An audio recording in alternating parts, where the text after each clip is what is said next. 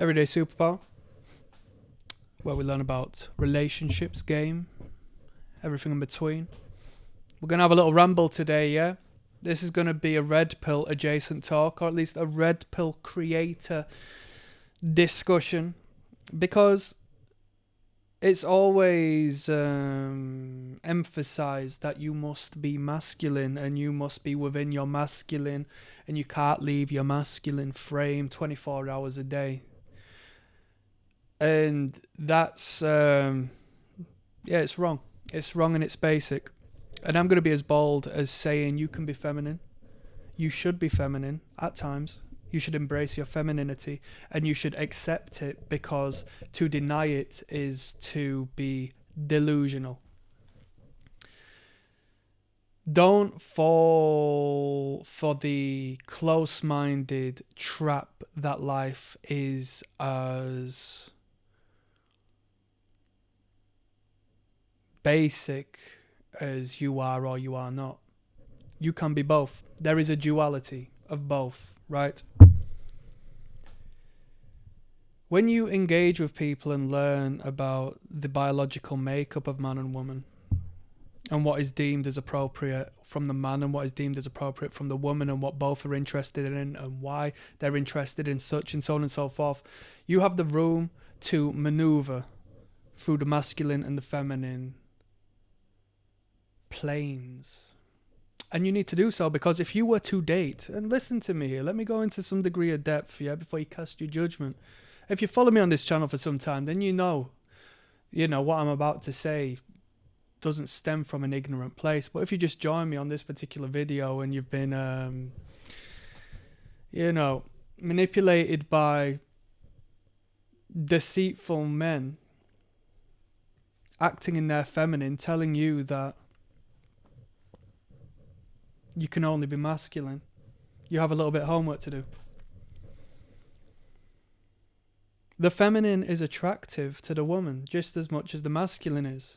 When you learn to maneuver through both planes and utilize the duality that resides within you, then you will become a better communicator, better at understanding, better at playing the game, and just a generally better, more confident, more comfortable individual. Yes?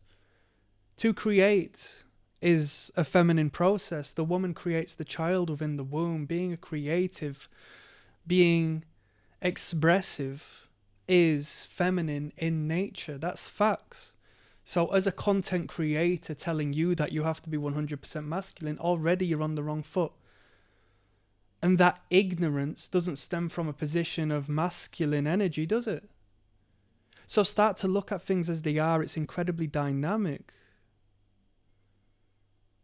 To choose what you wear before you go out into the world out of a unconscious fear of being judged by society isn't really masculine, is it? Is it feminine? You tell me. But you've chosen to dress that way. Could you tell me why? You see? Looking at yourself in the mirror as you pump weights when those muscles don't necessarily get much usage in the world we reside in today. It's not masculine, is it? And you can say, well, women like big muscles and that. Yeah, but women like resources more. Have a look at the richest people on planet Earth. Do they go pumping weights in the gym? They don't have the time to. And I'm not against it, but I'm saying accept that which is feminine as well as that which is masculine. To pretend you're blind to it is only going to be a letdown, and you're going to come across as overcompensating. If you detract that and ignore that there is no femininity that resides within you or your spirit,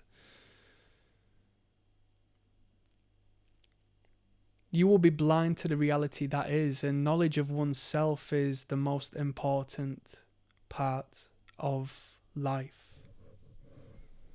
Unravel that which you are, and in doing so you will make sense of that which resides external to your being.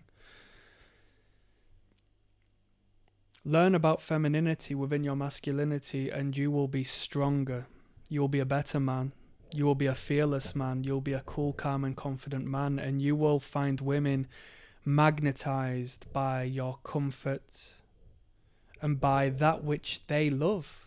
And that's themselves, the innate narcissistic traits that may exist within all of us, is enticed by that which reflects our wants and needs and our enjoyments. And if you express your femininity in such a manner that she sees femininity in you, she more than likely, given that you portray it in the right manner, will find attraction towards that, as opposed to you trying to nullify and diminish anything that represents her whatsoever. What do people say, you know?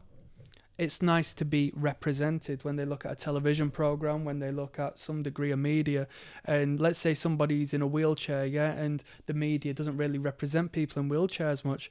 When they portray somebody in a wheelchair as one of the main characters, they say it's nice to be represented. You represent her subconsciously, at the least, when you express and find comfort in that which is your feminine. There is a duality within you, and both aspects of them poles come together to create unity. There are some particular principles that lay your foundation. You are a man, right? You're not detracting from the fact you are a man, but you are garnishing that masculine entity with the fluidity of that which is the feminine. Within the yin and the yang, yes? There are two dots relating to the feminine and the masculine, the anima and the animus. If I'm to tell you, I think something's up with that person, I've got a gut feeling, that's my intuition. What do you call the intuition? A feminine intuition. They say it's a feminine trait, but surely it's pretty good if we as men utilize that to weed out those who might be an issue. I'm putting you on game. On that note, I'm signing out. Peace. One love. Click like and subscribe.